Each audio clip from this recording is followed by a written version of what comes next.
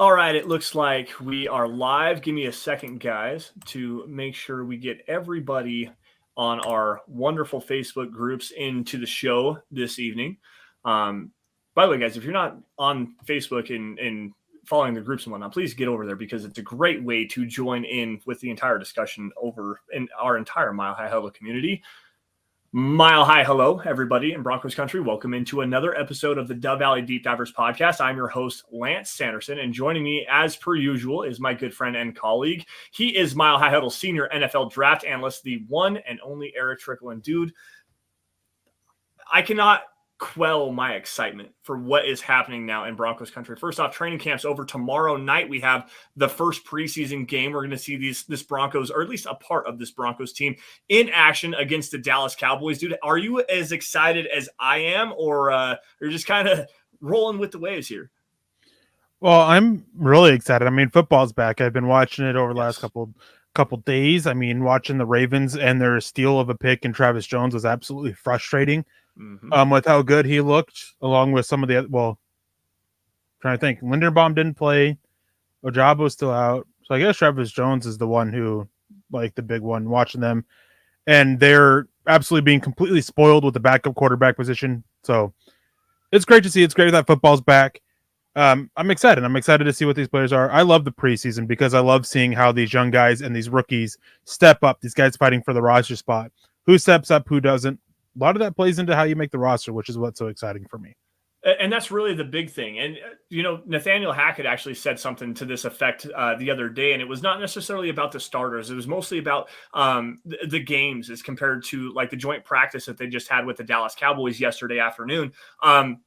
That joint practice is huge. Like, it's a big thing to be able to see those starters out there and to see some, not really game action, but pseudo simulated situational football aspects and stuff like that.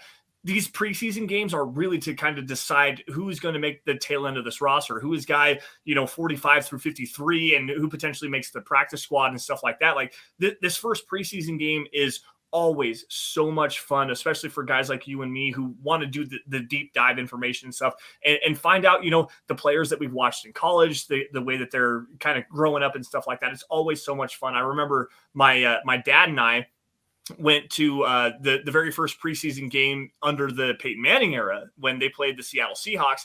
And that was the same season that Russell Wilson was drafted, to bring this full circle. And he was competing for the starting quarterback position for the Seattle Seahawks. And we watched him completely tear it up, albeit against third and fourth stringers, but still, like, to be able to watch this style of football is just so much fun, man. I'm super pumped. Cannot wait to see the tail end of these roster guys just go at it and have some fun and get out there and get into some real game time situations.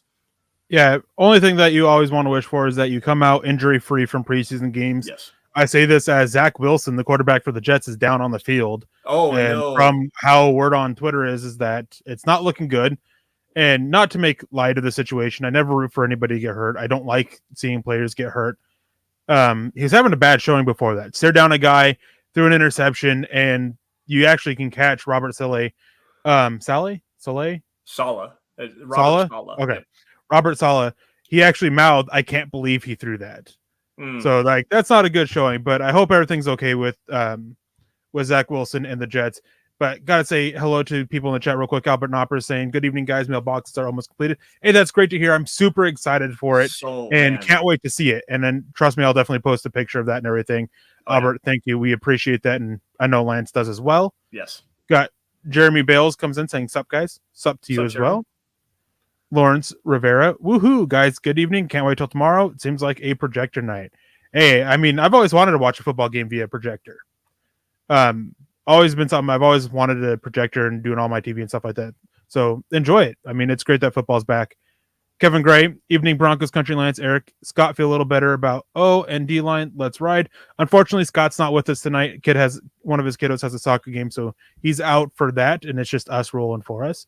And Elias Eli says hashtag 3 MVP. Let's see. I mean, let's hope that Russell Wilson can get MVP votes and that MVP award. Yeah, man. It's crazy. You know what? We gotta say hello since we're saying hello to everybody. We do have to give a quick shout out, guys, before we could jump back into this, to our wonderful sponsor, our presenting sponsor tonight, Manscaped, guys. Fellas, fantasy football draft season is right around the corner, so make sure you guys are nice and clean and proper and trimmed up the way that you're supposed to be, and get ready for everything that Manscaped offers for you guys. They're the leaders in below the waist grooming and beard trimming and stuff like that. They've created a championship lineup with their performance package 4.0. So guys, join the 6 million men worldwide like Eric and I who trust Manscaped, and get ready for kickoff by going to manscaped.com for 20% off and free shipping with the code MHH. Yeah, and you guys can go and you can get their performance package 4.0, where inside of it you'll find the lawnmower 4.0. I have the 3.0. I really like it. You can get the weed whacker, which is their ear and nose hair trimmer. You can get some deodorant. You can get some toner. You can get those really awesome boxer briefs that Lance and I have both absolutely gushed over on this show, and their travel bag, which I absolutely love. And I have some traveling coming up, and that's for sure going to be what I use for my bathroom stuff. So make sure you guys go check that out. And again, you guys can get 20% off and free shipping with the code MHH at manscaped.com. That's 20% off and free shipping with the code MHH at manscaped.com. It's time to put, everything back in order down there. Yeah. One couple of quick things here really fast. Got to say hello to Phil McLaughlin jumping in here. Good evening, Eric and Lance. Really excited for tomorrow. Got to see how these new guys show. # Let's Ride. Absolutely. I want to go back to this comment here from Elias Eli Bernal.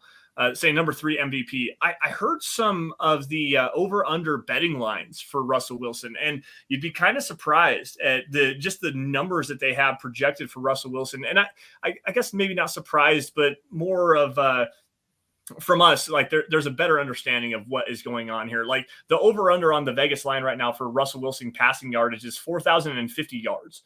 To me, that seems incredibly low. The over-under for passing touchdowns is 31.5, I think, which again seems incredibly low. Eric, what do you think about Russell Wilson in this offense, at least for right now? We'll get into the main part of our conversation here in a minute, but I want your take on this. Let's see here. I think Russell Wilson's career high was just under 4,500 yards. So what? 4,050 yards? In 17 games. In 17 games. Yeah, I think that's a little low. I mean, I understand there's concern about it. I have an article up that The Athletic did. They pulled 50 NFL general managers, executives, a combination of people, coaches, coordinators. And one of them made a comment about the uncertainty of the weapons in Denver. Now, this poll was done in end of July. I think it was like July 25th is when the article published. So before Tim Patrick's injury. And even with Tim Patrick, there was still a concern about the receiving core. Now that he's hurt, it's even more. Because is Courtland Sutton really back? He looks like he is. Will Jerry Jeudy take that step up? What are we going to get out of KJ Hamler?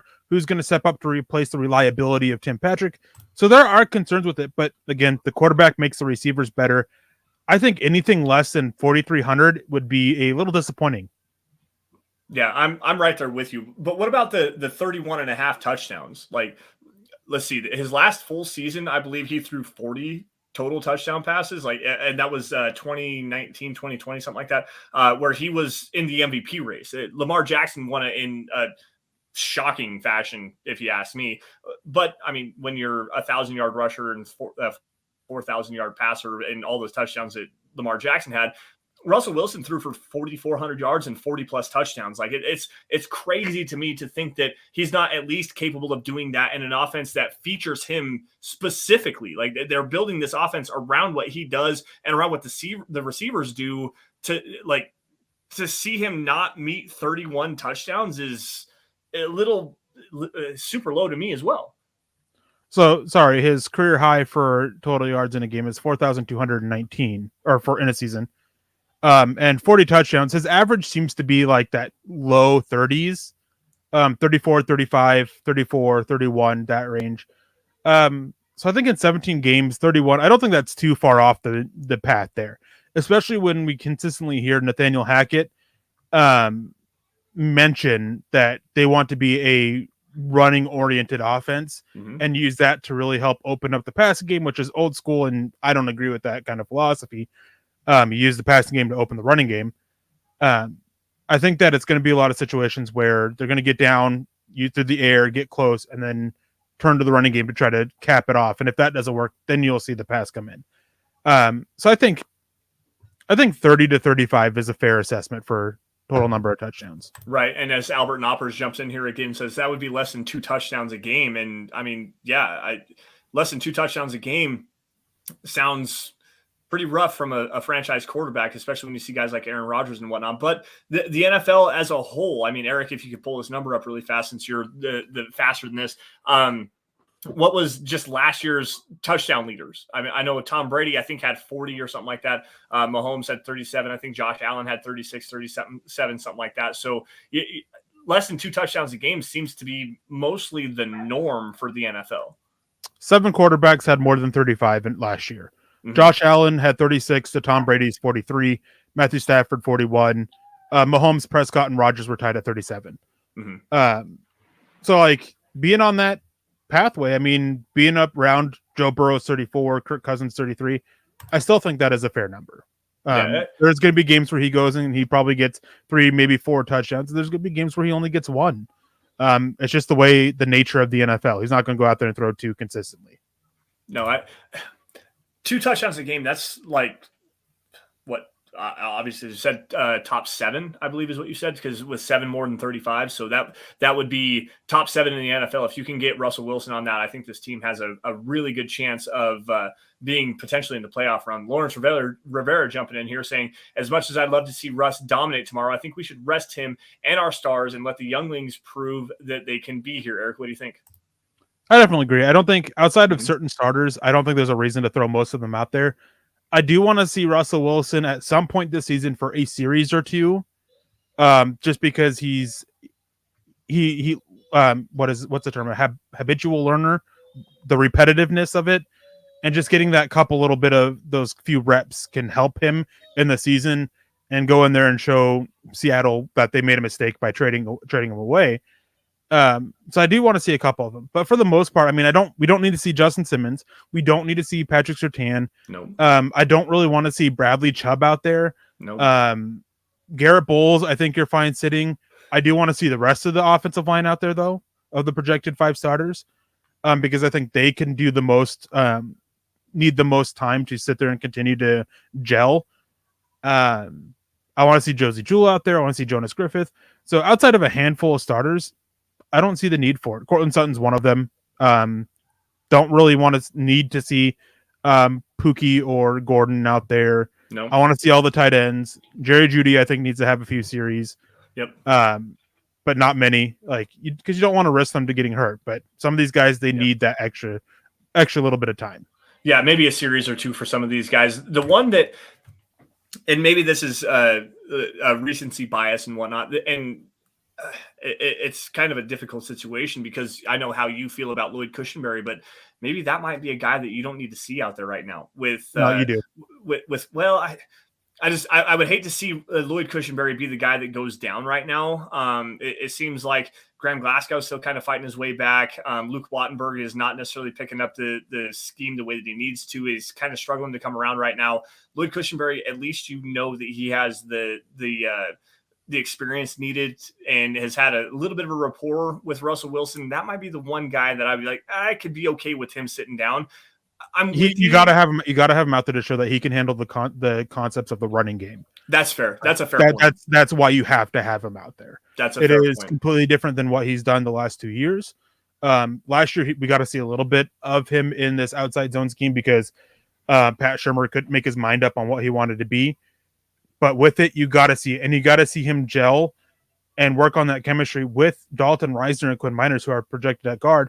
Because last year, there was a constant rotation of it because Graham Glasgow got hurt, and then Moody went in, and then Glasgow came back, then Miners, and then Reisner got hurt. You just didn't have a lot of time to see them gel. I'm not saying a lot of series. Cushenberry is one of the ones that just a handful of them, and I would say probably no more than 2 in each preseason game. But you want to see it. Dalton Reisner, I want out there longer. Quinn Miners, I want out there longer. Calvin Anderson should play a good portion of the game, honestly, with how he's been getting spanked in practice. Yeah. But yeah, you got to have it down there. He's the center of the offensive line. He is a core piece in the whole unit kind of gelling together. And that's a fair point. I guess I didn't think about that. I was mostly thinking about the injury concerns. Obviously, we saw the Browns with Nick Harris go down today. Ryan Jensen just went down early in training camp. So to keep at least the one starter that you know is capable of playing the center position, at least right now, that would be something to at least shy me away from that. But I understand and agree with all your points, guys. We're not going to continue to talk about this, though. We have our ongoing conversation about the 53-man roster projection. And last week we talked about the interior defensive line. We have the offensive line already done. Skill position players, obviously quarterbacks and running backs are done. If you guys want to go check those out, go to Mile High Huddle's YouTube page. You can find all of that, or wherever you guys get your find your favorite podcast, Apple Podcasts, wherever that may be. I got Caven coming in here. Anyways, today, guys, we have the off-ball linebackers and the edge defenders. Caven, you need to hush, buddy. Off-ball linebackers and edge defenders. And it quite honestly is a very wonderful conversation to have, because this edge defender group is kind of in a little bit of disarray right now. Obviously, you have Randy Gregory, who hasn't practiced yet and has been dealing with the shoulder surgery and stuff like that. We have Bradley Chubb, who has been coming off of an injury. We don't necessarily want to see him out there for the most part. But then you also have the questions of Nick Bonitto coming in here, Baron Browning, and the potential impact that he has on this team. You also have Malik Reed and what he is supposed to be doing. So, Eric, I'm going to let you take this away for just a second while I get Caven out of here and talk about this edge group just a little bit. Yeah, I mean, the edge group, I mean, it looks really strong. And being able to see practice yesterday against the Cowboys from the angle that was on the Cowboys broadcast, they looked really good. Bradley Chubb, he looks legit. He looks like he's back to that caliber of player that Denver thought they were getting when he was drafted. Then all the injuries started piling up on him. So that's very promising, because Denver last year, it's been well harped on about how they struggled to get consistent pressure. That was needed. Kudos to the defensive line. They did a good job of helping out not just the edges, but the linebackers, eating up space. Mike Purcell, one of them. I think last week we were talking about it, and the defensive line, I think Mike Purcell at this point has got a spot on the roster. Even though it does sound like they do want to find someone cheaper and younger and healthier, it's just a matter of there isn't an option, which lands Mike Purcell on the roster. But back to the edges, I mean, Baron Browning, he's looking like a legit option at edge. Seems like that he's going to be mostly spending his time there. Nick Bonitto had a good day against the Cowboys, and I want to see it transfer over, but I want to see him step up. He's one of those guys that we know what he's capable of as a pass rusher. His run defense is what's been questioned, and it has been consistently reported that he's been struggling there. People I've spoken with have been talking about how he's consistently struggling there. We got to see him step up against the run against the Cowboys tomorrow night. We have to, because right now he seems on the cusp of being more edge 5 than edge 4. Yeah. The biggest thing to me, and I'm not sure what all you said there, but the biggest thing to me as far as the edge is concerned is Malik Reed. He signed his unrestricted free agent tender, $2.433 million. So that becomes fully guaranteed as soon as he lands on the opening 53-man roster. So this is a big thing for Nick Bonitto and Baron Browning, who has moved from his traditional off-ball linebacker position to come and be an extra edge defender. And from all accounts at practice, he sounds to be like a guy that is really stepping up. He's showing the bend. He's showing the pass rush ability. He's showing a lot more strength against the run and setting a firm edge than what Malik Reed has always shown over the last 3 seasons of him being a Bronco. So to me, with Nick Bonitto, there's issues with him against the run as well. But if he can show out like he did against the Dallas Cowboys in training camp, this last practice on Thursday, there's a really good opportunity for them to solidify their spots and kick Malik Reed off of this roster potentially as a trade candidate. Yeah, definitely. And based on some conversations I've had with people close to Denver and around, different organizations and stuff like that, his name has popped up a lot. He talked about it before, about how when he had Tim, go troll someone else, man. Like, dude, the fact that you're trolling about a Twitter thread yesterday, like, go troll someone else. I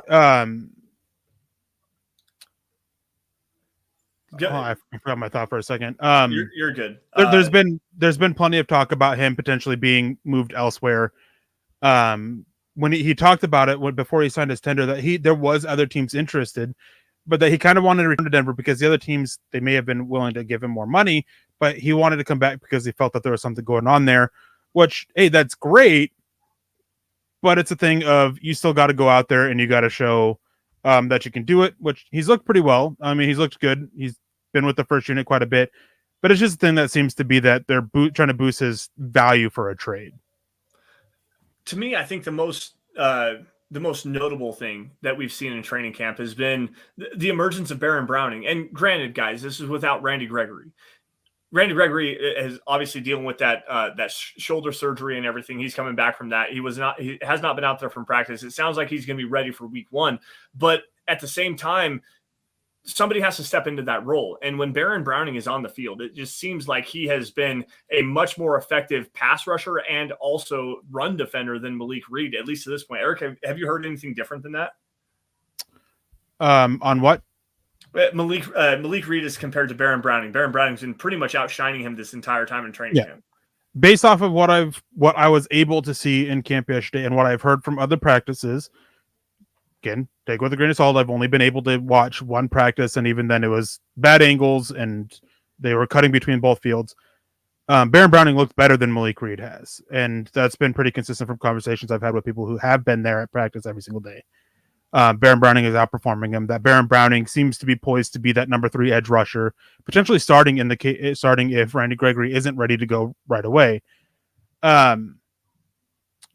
So definitely that seems to be the thing, and that seems to be kind of why Denver was willing to bring Malik Reed back, as added insurance. Baron Browning was moving to a new position. They hadn't drafted Nick Bonito at the time. Then they were able to draft Nick Bonito, and it really helped keep the edge room a strength for it.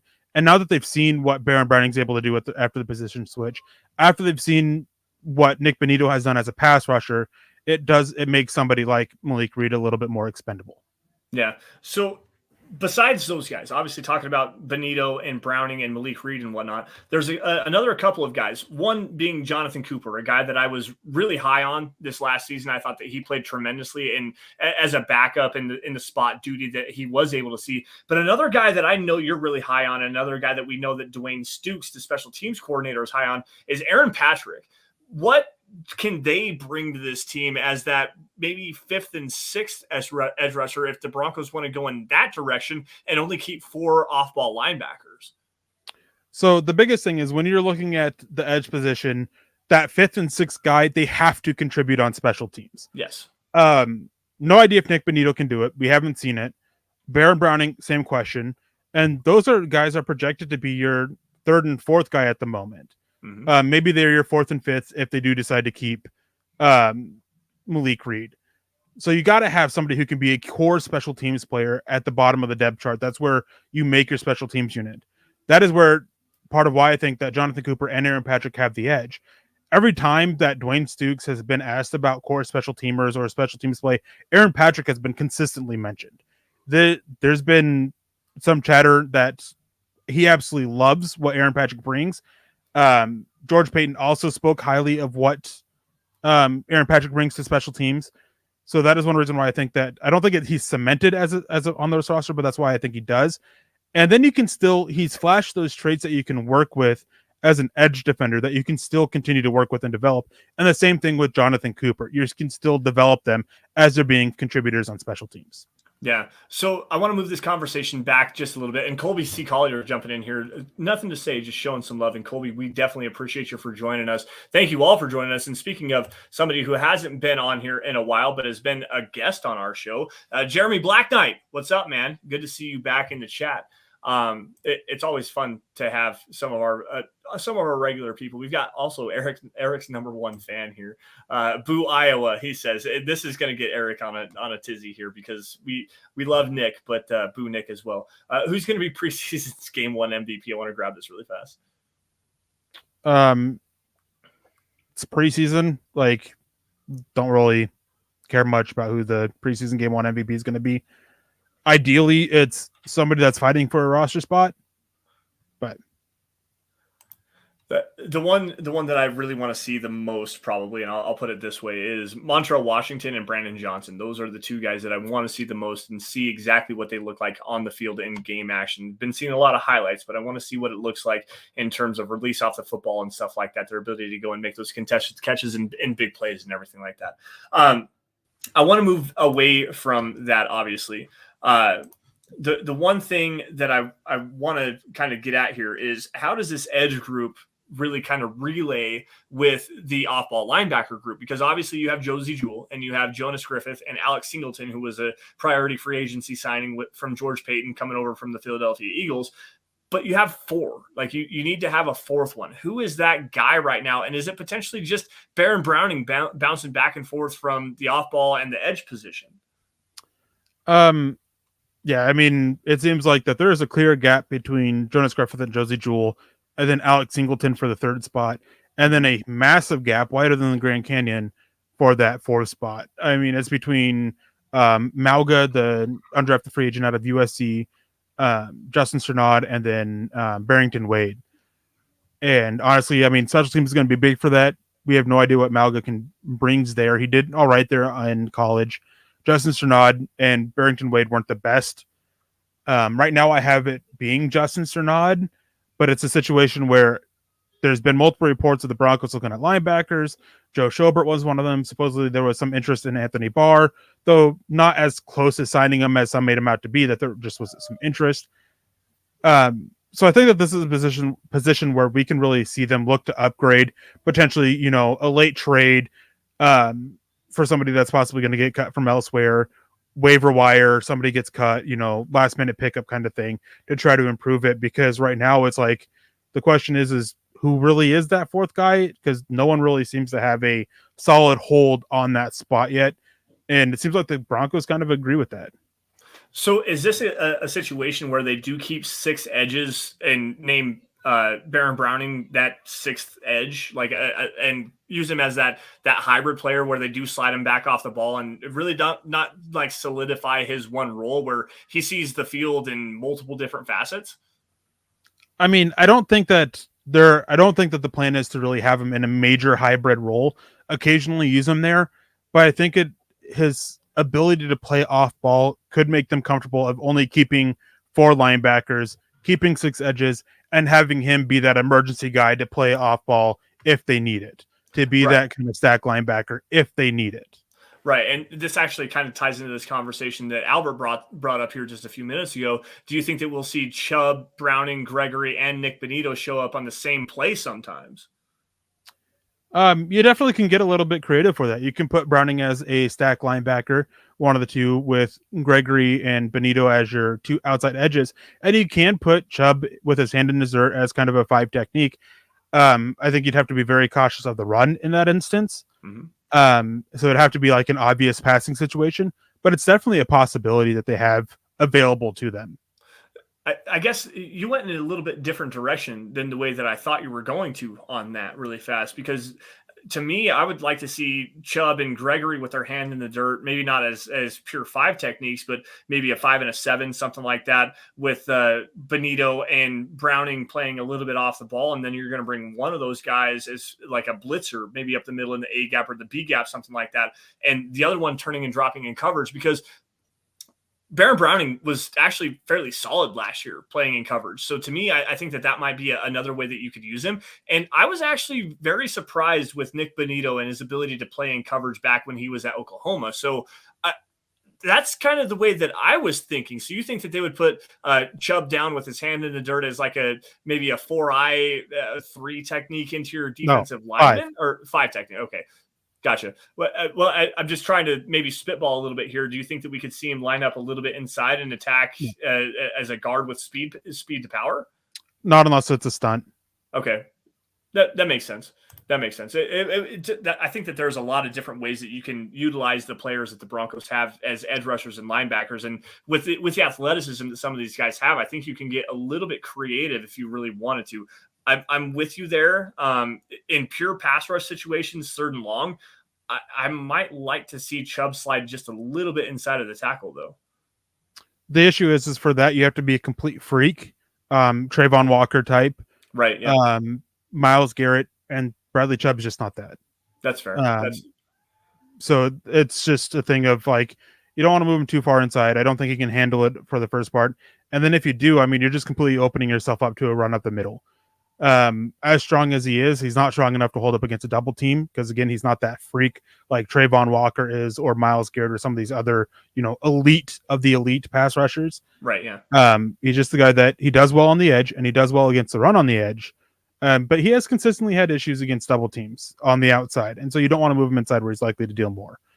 And then with the other options of it, I mean, you could also drop back Nick Bonito into a stack linebacker kind of position and show Browning and Bonito potentially attacking those A gaps with Gregory and Chubb on the outside. Right. And drop one of them into coverage and try to catch, the quarterback sleeping a little bit. So again, there's plenty of options for it. I just like the way best. I mean, you have Bonito as a 7 technique, Chubb as a 5 technique with his hand in the dirt, Gregory as a 7 technique on the opposite side, and then Browning as an off ball. I think that's just playing everybody to their strengths a little bit more. Right. Nick Bonito's issues as a run defender, I think, can help be covered because of Chubb's strength there. And then Browning with his versatility to drop in coverage and do all right, to blitz up the middle that we've been able to see already. And his ability as a pass rusher, I think it plays to everybody's strengths a little bit more. Right. I just really like the idea of using Nick Bonito, who likes to guess a lot. Like there was a lot of that at Oklahoma where he liked to guess a lot and really attack a gap. So to me, you get him off the ball a little bit, let him guess and just kind of use that athleticism, that burst and that explosiveness that he has to attack a gap in the running game and utilize that. To me, I think might be it's a sub package thing where you're not going to do that as a primary thing. Maybe 10, 12% of the season, 15%, something like that. Like you're not going to see that all the time. I think that there's some value in having that ability though. And the college, against college talent, against college competition, you can get by guessing. Right. NFL, you can't. Yes, exactly. So it's a situation of, I don't want Nick Bonito off ball all that often, unless it is a situation of you're dropping into this zone or you're attacking that gap. Yep. And so you're limiting the options by placing him as an edge with somebody like Chubb in front of him. Right. Albert Knoppers comes in and says if they pick up someone after the cuts, it should be a right tackle. Why not both?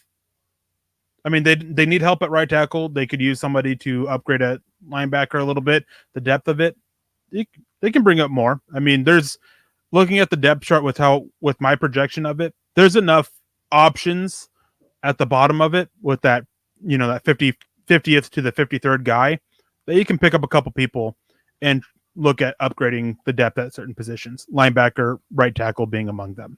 No, I'm definitely with you on that. And I want to ask you a quick question. I'm fairly certain the answer is going to be yes to this, but do you have a projected 53-man roster potentially coming down the pipe here at milehighhuddle.com?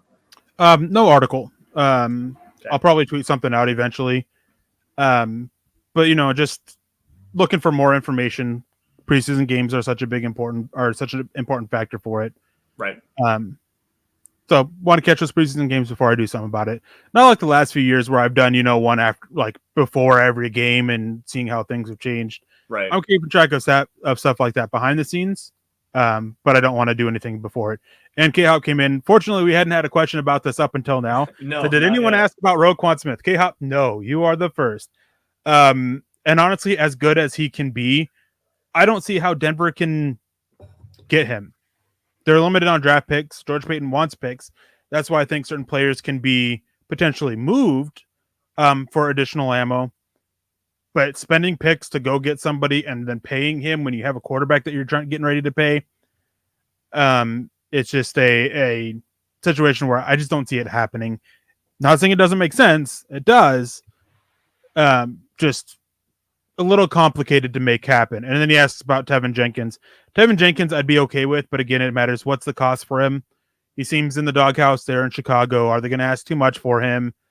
Those are all concerns for it because if they're going to ask too much, Denver's kind of out by default because they don't have much to offer. Yep. And then I do question, I liked Tevin Jenkins in the old scheme, but in the new scheme, I'm not the biggest fan of him.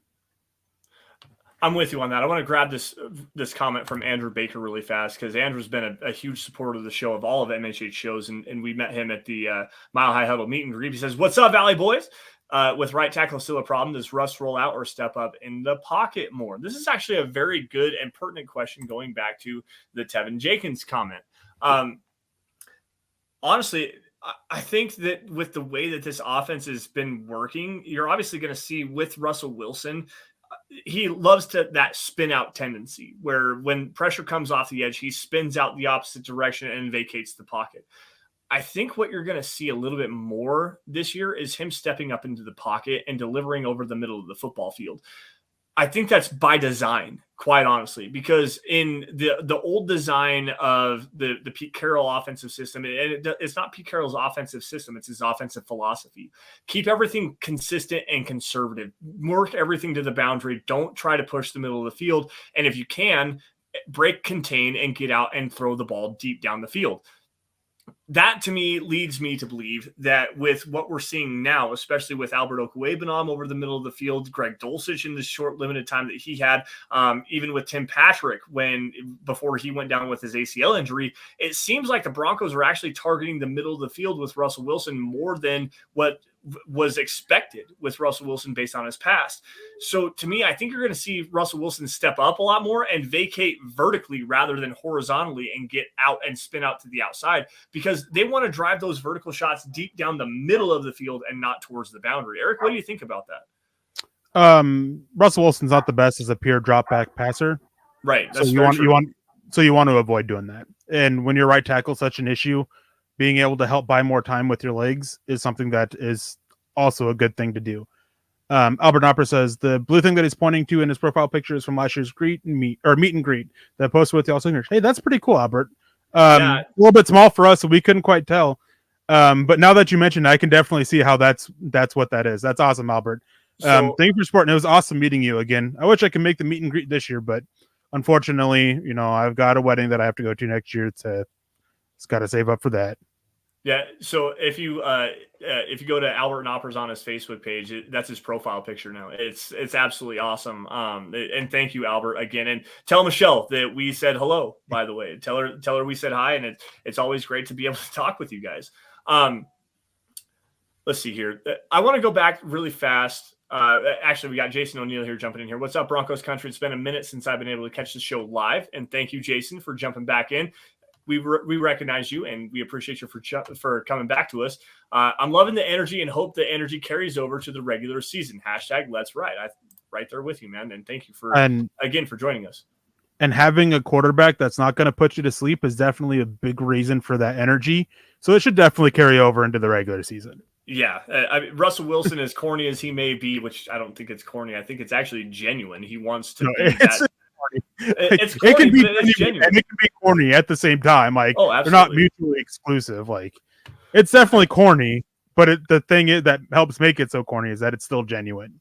Yeah, I want to go back to the Roquan Smith and Tevin Jenkins conversation really fast, just because those are two big storylines. Roquan Smith has been constantly leaked by national media to come to the Denver Broncos, as seemingly the one move that makes the most sense.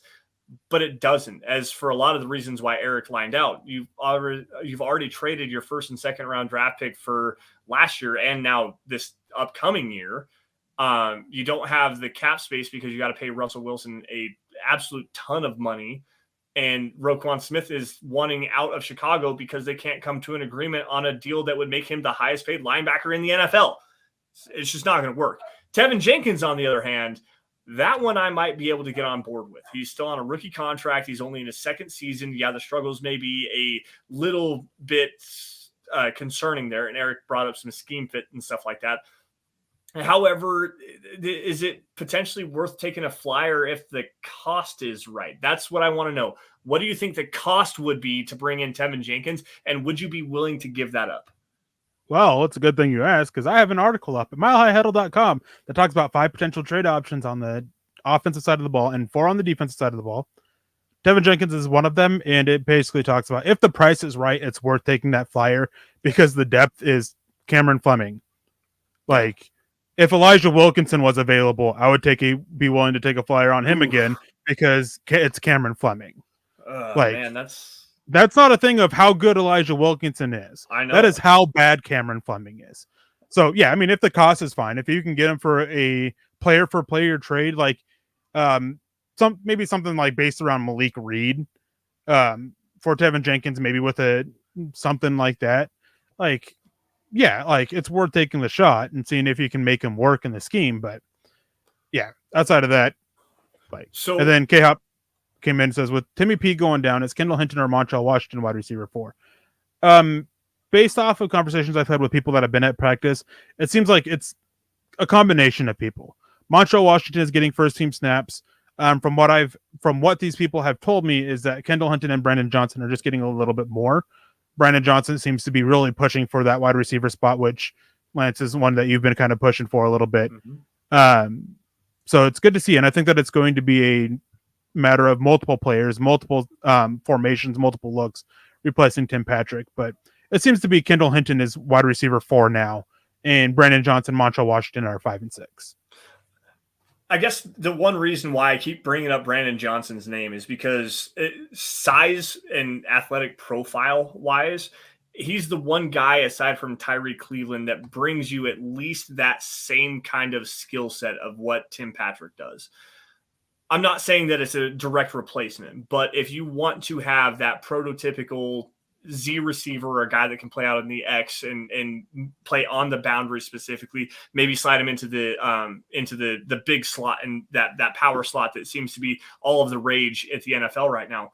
Brandon Johnson seems to be that guy, and at least he's healthy because Tyree Cleveland's still dealing with that throat injury right now. So to me, that's the guy that I'm really looking forward to seeing specifically in this game against the Cowboys. And it sounded like he had a fairly decent practice against the Cowboys' second and third string cornerbacks.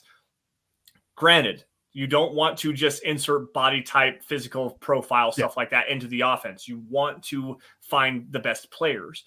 If I'm asking for a guy that I used this example last week, you line up dice right, scat right, X stick, F follow, specific play, you got the X on an out route. If you want to have a guy like a Tim Patrick running the out route, the big body receiver, jump ball kind of guy, Brandon Johnson is the guy there. It's not Kendall Hinton. It's not Montreal Washington. So to fit the specific role, Johnson is the one that I would like to see out there. If you want to then get more into the big scope of things, Jerry Jeudy's probably going to be that guy, and they're going to bring Kendall Hinton, Montreal Washington, KJ Hamler onto the field as that slot guy. That's the way that I'm probably going to project the way that this goes. Yeah, and one thing too is like the NFL has changed. It's not a situation of we're going to try to fit square pegs into round holes. Exactly. You're adapting your offense based on skill set. So you're not trying to find somebody that is perfectly replicable of or perfectly able to replicate what Tim Patrick can do. You're looking for what guys can you insert the most without completely shaking up the offense to offer something complementary to the other receivers. Exactly. I mean, you're not going to find somebody who has the combination of Patrick's speed, reliability, and athleticism and size. You're not going to find that very often. So you're not going to be able to replace it. So you're not trying to find somebody who can do exactly what he does. It's one of the ways the NFL has changed, which speaking of the NFL change, there's been a debate between Dylan and Jeff Noyes in the chat about the NFL, the old style NFL where, big defense, running game, hard hits, and against the modern NFL, which is better. I'm curious to get your take. What era of football do you like better? For me, I prefer this era, like much more to the old style. Don't get me wrong. I love defense. I love the big hits, but the way that NFL players used to put their brains on the line literally, and we're seeing the repercussions of that. Like it's hard to love that style of play, like because they literally put their lives on the line. There's more being done for that, and the game is faster. It's more athletic. It's more exciting now. Defense, like as much as I love it, points are what's exciting. The big plays are what's exciting, and we just get more of that nowadays. So for me, it is better. And Jeff, as you and Dylan we can agree to disagree on this as well. It's just in my opinion, it's better nowadays. I'm actually with you and with Dylan on this one, and I'm not sure exactly what Dylan has said, but the thing to me that makes this day and age of NFL much more fun and exciting to watch, granted, TV replays and stuff like that, trying to find older football is already hard enough to do. To me, it's the creativity. And it's not just offensively. It's not just the formations, the play designs offensively. It's defensively. How are teams now trying to combat what's going on offensively to find the perfect mismatch to the perfect mismatch? Like, you've got guys like, going back to this, a Roquan Smith or maybe a Darius Leonard, a guy that can play in coverage against tight ends. That was the big thing 5, 6, 7, 10 years ago, was finding that athletic tight end mismatch that you could work over the middle of the field, because he's bigger than any safety you're going to put on him. He's stronger than any linebacker you have. How is defensive football evolving? And I think that right now, especially with what we saw with Vic Fangio, the bend but don't break, offering up a lot of different hybrid zone coverages, hybrid blitz stuff and stuff like that. Defensive football right now is actually in a very good place, because we're starting to see another evolution to counteract the offensive production and stuff we've seen over the last 5 to 7 years.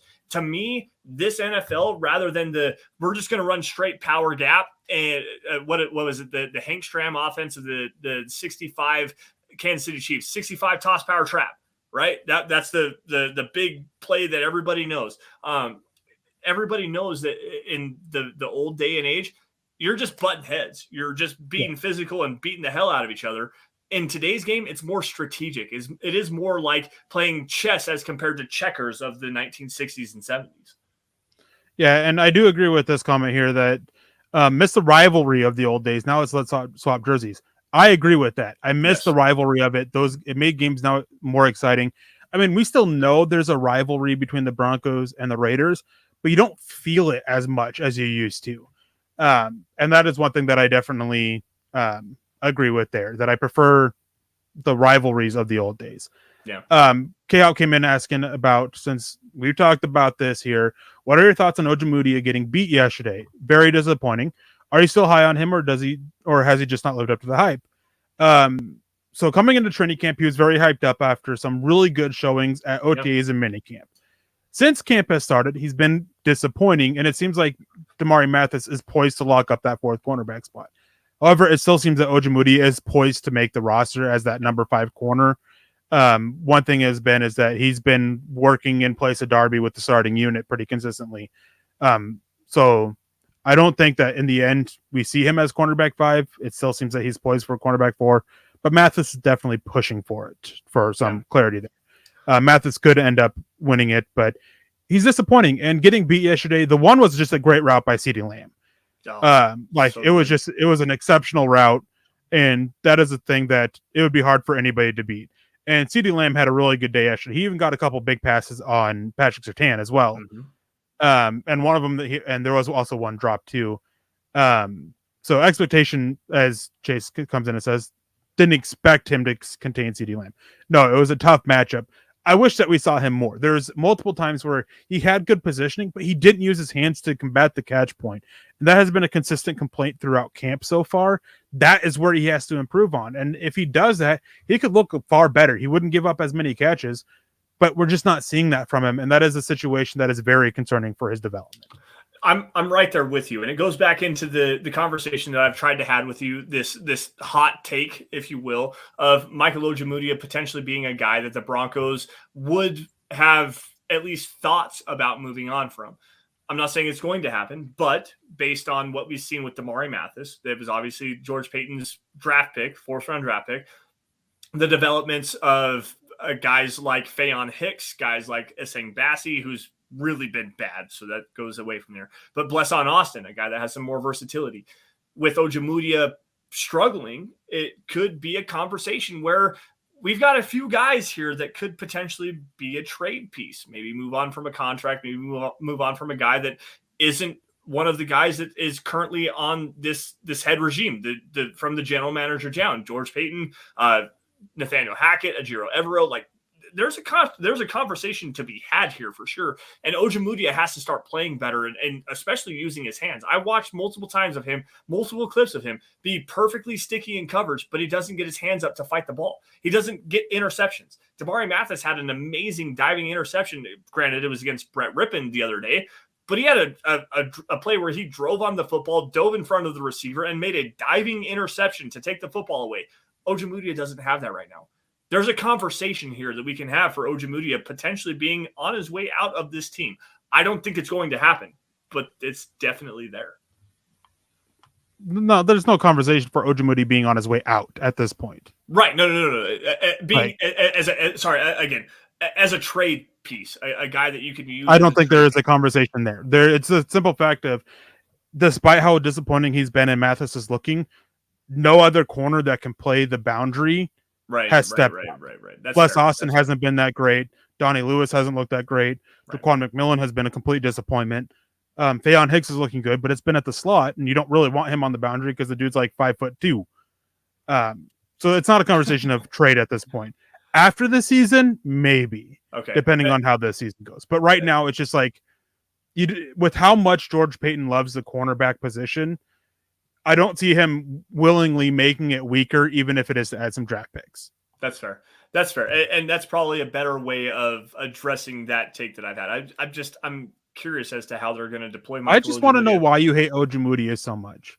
Like, it's something deep personal, like, in your loins that you just hate Ojemudia.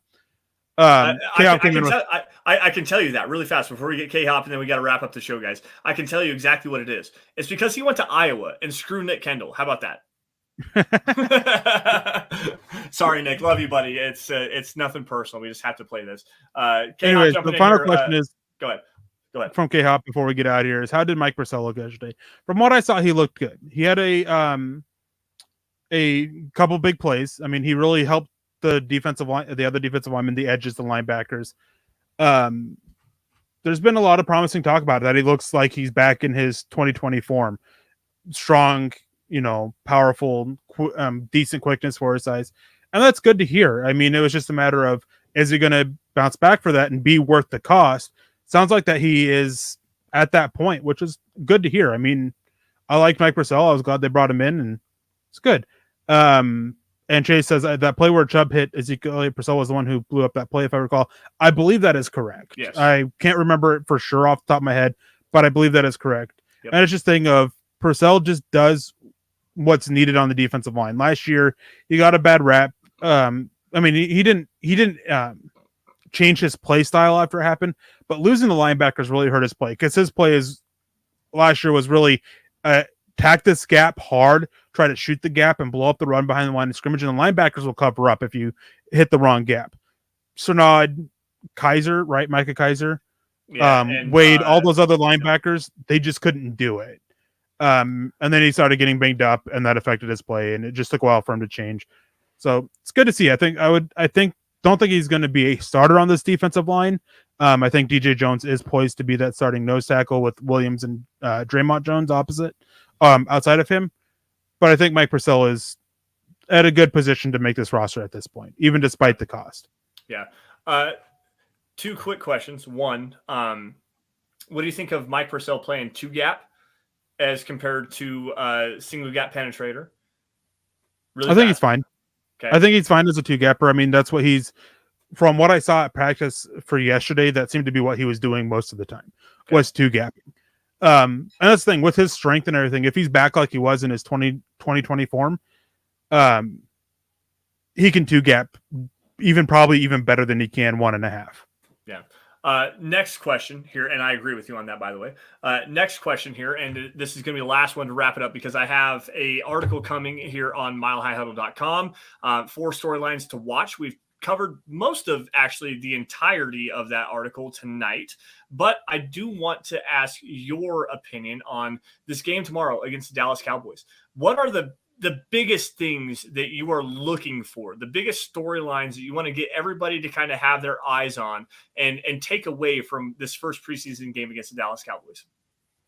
So this is kind of a little bit of a convoluted one, but it is, can the stars in training camp carry it over to in-game performance? And are those guys who are struggling in training camp, does that carry over, or are they one of those players that they struggle in practice, but they stand out in games?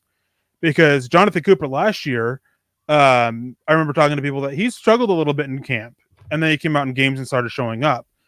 So it's who steps up in the game that hasn't been in practice, and who carries over those good practice into game, and who kind of fades away. For lack of the best example of this, and in a way, is Tim Tebow. I mean, we all heard about how terrible he was in practice, and then games came and he just managed to help the team win games. Like, obviously he wasn't that good of a quarterback, and they won games because of the running game that they had, but it's who's going to be that kind of player that practices so bad, but when it comes to game time, they're just essentially a different player. Yeah. That's actually a pretty fair point. It's not something that I put in there. I mean, there's a little bit of that aspect in there, guys, and make sure you check it out. It's going to be up, I'm guessing, tomorrow morning. Four storylines to follow as the Broncos go up against the Dallas Cowboys. Check that all out there at milehighhuddle.com. And with that, guys, we're going to get out of here. Thank you all for joining us on the Dove Valley Deep Divers podcast. You guys can follow us at Sanderson MHH for me, and for Eric at Erick Trickel. Also, guys, while you're at it, follow at Mile High Huddle Pod. That's the greatest way, easiest way to follow along with what's going on at milehighhuddle.com. Breaking news and analysis regarding your Denver Broncos. Anything opinion related, film breakdown, stuff like that, you're going to find it at milehighhuddle.com and at Mile High Huddle on Twitter. Folks, also, if you're financially able to do so, huddleuppod.com is a great way to support the show. Great way to support milehighhuddle.com, the Huddle Up Podcast Network, and everything. You get hats, T-shirts, face masks, coffee cups. There's teddy bears, onesies for your babies if you want something like that. Anything to suit your fancy, huddleuppod.com is where you're going to be able to get that. And if you guys are not financially able to do so with stars, donations, super chats, going to the merchandise website and whatnot, 3 things you should be able to do, all at the bottom of the screen here. Number 1, subscribe. Please subscribe to everywhere that you get your podcast content, whether it's YouTube, Facebook, Twitter, Twitch. Subscribe to Mile High Huddle. Like every video you guys see, and if you love it, share it. Get it out in front of as many Broncos fans as possible, because without your guys' support, we could not do what we do best, which is cover your Denver Broncos. Our Denver Broncos. Eric, with that, man, any last words? How excited are you to see actual football on TV? I'm getting ready to log off of here. I'm going to go find whatever game is on, because I can't wait to watch real football in action. I mean, I'm super excited. I'm probably going to go. The wife is feeling a little ill, so I'm probably going to go check on her, make dinner, but definitely going to be watching some football more throughout the night. And tomorrow, probably spending all day watching football before watching the Broncos play. Yeah, that's pretty much what I'm going to do. I've got some yard work and stuff like that to do. Our garden has gone absolutely crazy, Eric. I know I sent some pictures to you guys in the group chat earlier today. I picked like 30 jalapenos today, and probably 25 bell peppers. It's been just absolutely insane. So I'm going to go take care of the garden a little bit, do some yard work and stuff like that. But after that, it's pretty much just chill with the kids, watch some football, and just enjoy the rest of the weekend. So with that, guys, we have to say goodbye. And thank you all again for joining us on the Dove Valley Deep Divers podcast. You all stay safe, take care, have a great rest of your weekend. And as always, before we get out of here, go Broncos. We'll see you guys the same time, same place next week.